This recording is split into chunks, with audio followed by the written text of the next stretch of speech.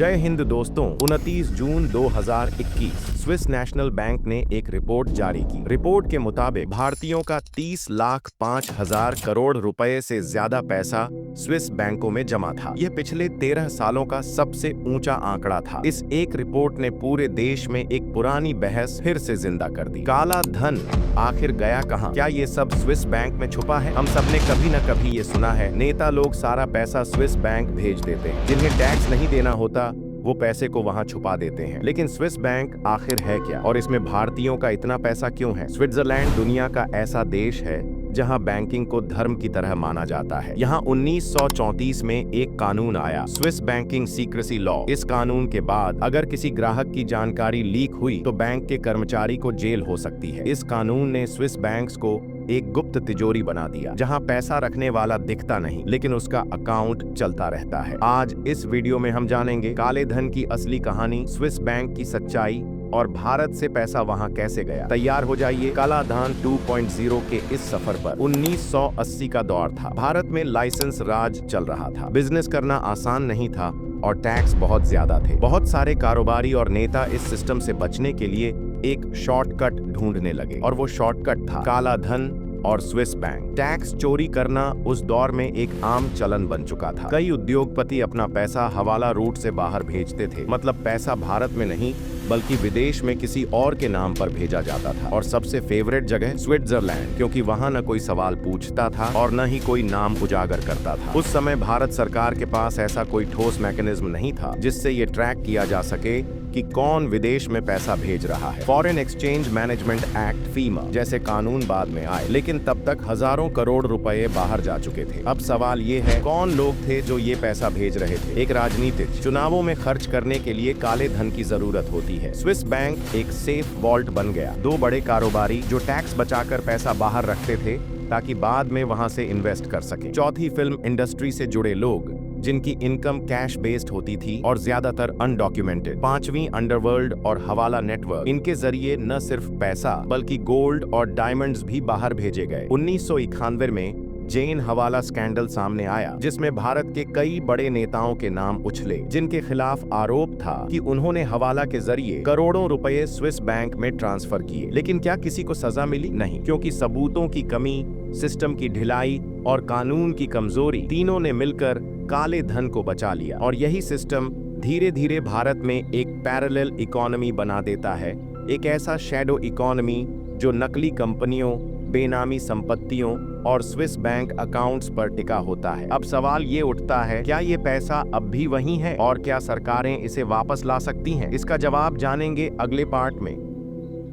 2014 का लोकसभा चुनाव, पूरा देश एक नारे से गूंज रहा था, विदेशी बैंकों में जमा है ना, भी हम रुपये ले आए ना, तो भी हिंदुस्तान के एक एक गरीब आदमी को मुफ्त में 15-20 लाख रुपए भी मिल जाए। हर भारतीय के खाते में 15 लाख आएंगे। क्यों? क्योंकि दावा किया गया था कि अगर बीजेपी सत्ता में आई तो वो स्विस बैंक से सारा काला धन वापस लाएगी। नरेंद्र मोदी ने हर मंच से कहा, स्विस बैंक में भारतीयों का इतना पैसा जमा है कि सबको 15 लाख मिल सकते हैं। देश की जनता में उम्मीदें जगी। क्या वाकई अब वो अरबों रुपए भारत वापस आ सकते हैं? सरकार बनने के बाद पहले ही दिन एक बड़ा कदम उठाया गया। स्पेशल इन्वेस्टिगेशन टीम SIT बनाई गई, सुप्रीम कोर्ट के आदेश पर। मकसद था स्विस बैंकों में भारतीयों के पैसों की जांच और वापसी का प्लान तैयार करना। फिर 2015 में भारत और स्विट्जरलैंड के बीच एक अहम समझौता हुआ, automatic exchange of information agreement. इसके तहत स्विट्जरलैंड को अब भारत को हर साल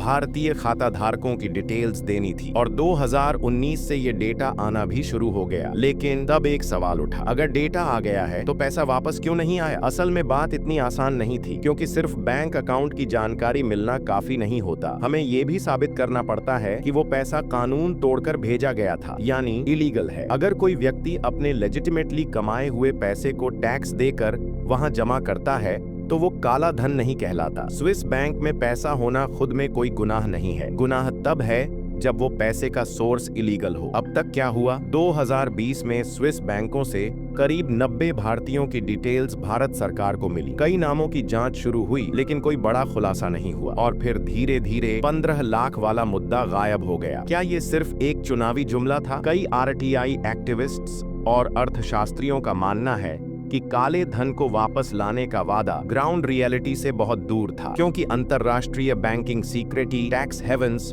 और शेल कंपनियों का जाल इतना मजबूत है कि उसे तोड़ना एक दो रिपोर्ट्स या अग्रीमेंट से मुमकिन नहीं। तो क्या उम्मीद खत्म हो गई है या फिर कोई नई स्ट्रेटजी हो सकती है? काले धन का खेल अब पहले जितना सीधा नहीं रहा। पहले लोग सीधे सीधे कैश ले जाकर स्विस बैंक में जमा कर देते थे, लेकिन अब सिस्टम और भी ज्यादा चालाक हो गया है। अब पैसे छुपाने के लिए इस्तेमाल होती है शेल कंपनीज, ऑफशोर अकाउंट्स और टैक्स हेवंस। शेल कंपनीज क्या होती हैं? ये वो कंपनियां होती हैं जो असल में कोई काम नहीं करती, कोई प्रोडक्ट नहीं बनाती, बस कागजों पर मौजूद होती हैं, पैसे को घुमाने, छुपाने और सफेद बनाने के लिए। मान लीजिए कोई भारतीय कारोबारी है, वो मॉरिशियस या केमन आइलैंड्स में एक शेल कंपनी बनाता है, फिर अपना पैसा उस कंपनी को लोन के नाम पर ट्रांसफर कर देता है। अब टेक्निकली पैसा विदेश चला गया, लेकिन कानूनी तौर पर पकड़ में नहीं आता। 2016 में आया था पैनामा पेपर्स लीक। इसमें दुनिया भर के नेताओं, फिल्म सितारों और अरबपतियों के नाम सामने आए, जिन्होंने शेल कंपनीज के जरिए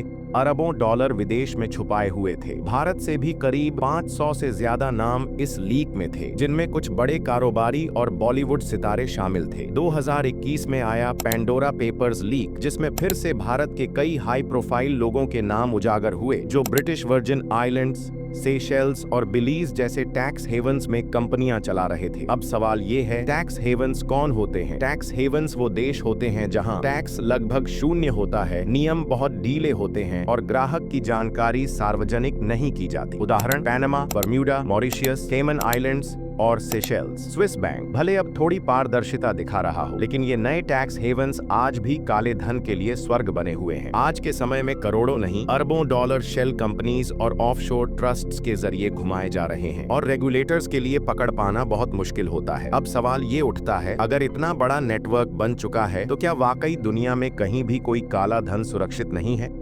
एक समय था जब स्विस बैंक का नाम आते ही दिमाग में एक तिजोरी की तस्वीर बनती थी, ऐसी तिजोरी जिसे कोई खोल नहीं सकता था। लेकिन अब दुनिया बदल रही है और स्विस बैंक की वो अटूट गोपनीयता अब टूटने लगी है। 2008 का ग्लोबल फाइनेंशियल क्राइसिस एक टर्निंग पॉइंट साबित हुआ। अमेरिका ने महसूस किया कि उसके अरबों डॉलर टैक्स चोरी की वजह से स्विस बैंकों में छुपे हैं। फिर आया एक ऐतिहासिक कदम, FATCA, foreign account tax compliance act. इसके तहत सभी बैंकों को अमेरिकी नागरिकों के खातों की जानकारी US सरकार को देनी पड़ी। स्विस बैंकों ने भी झुककर जानकारी दी। इसके बाद G20 देशों और OECD ने मिलकर 100 से अधिक देशों के बीच automatic exchange of information AEOI प्रणाली शुरू की। अब क्या होता है, हर साल स्विस बैंक भारत को खुद बताता है कि कौन कौन भारतीय उनके यहाँ अकाउंट चला रहे हैं और उसमें कितना पैसा है। 2019 से लेकर अब तक भारत को हजारों खातों की जानकारी मिल चुकी है। कुछ पर जांच शुरू हुई, कुछ पर टैक्स सेटलमेंट और कुछ अभी भी पेंडिंग हैं।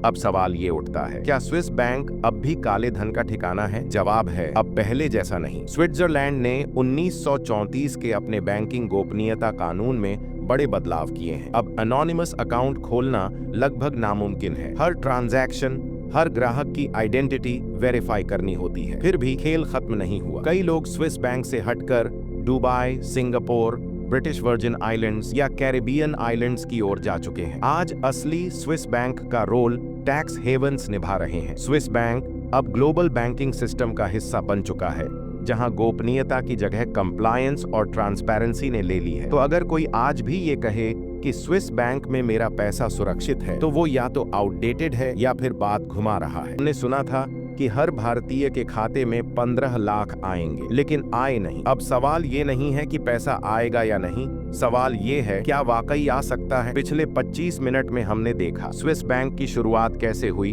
भारत से वहां पैसा कैसे गया, नेताओं ने काले धन का मुद्दा कैसे उठाया, सरकारों ने क्या कदम उठाए और कैसे आज ग्लोबल बदलाव हो रहे हैं। लेकिन अब असली सवाल उठता है, क्या काला धन वापस लाना सच में संभव है? ट्रूथ इज, कुछ मामलों में पैसा वापस लाया गया है। ईडी और इनकम टैक्स विभाग ने करोड़ों की प्रॉपर्टीज जब्त की हैं।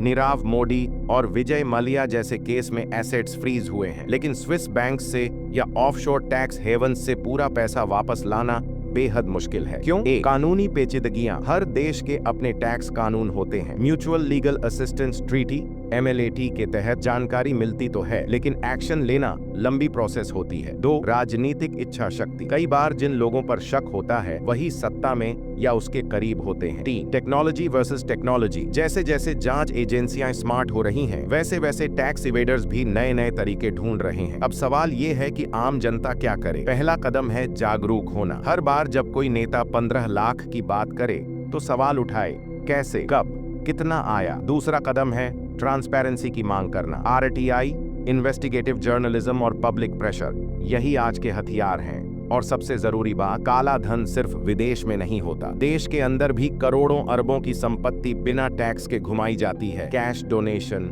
Real estate, fake invoice, political funding. तो अगर हमें वाकई काले धन से लड़ना है तो स्विस बैंक से पहले हमें अपने सिस्टम को साफ करना होगा, क्योंकि जब तक सिस्टम में लूप होल्स रहेंगे तब तक कोई भी पैसा, चाहे देश में हो या विदेश में, काला ही कहलाएगा। तो दोस्तों, स्विस बैंक का असली सच यही है, एक ऐसा नाम जो अब भी रहस्यमय लगता है, लेकिन असलियत में बहुत कुछ बदल चुका है। अगर आपको ये वीडियो ज्ञानवर्धक लगी हो तो शेयर करें, क्योंकि जब तक जानकारी लोगों तक नहीं पहुंचेगी तब तक 15 लाख सिर्फ एक चुनावी जुमला ही बना रहेगा। धन्यवाद।